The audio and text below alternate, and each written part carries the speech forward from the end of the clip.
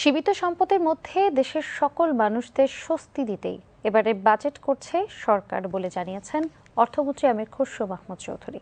তিনি আজ সাংবাদিকদের একথা জানান।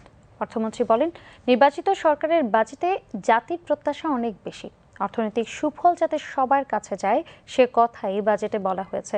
এছাড়া ভঙ্গুর থেকে অর্থনীতিকে সমৃদ্ধির পথে নিয়ে যাওয়ার চেষ্টা করছে সরকার।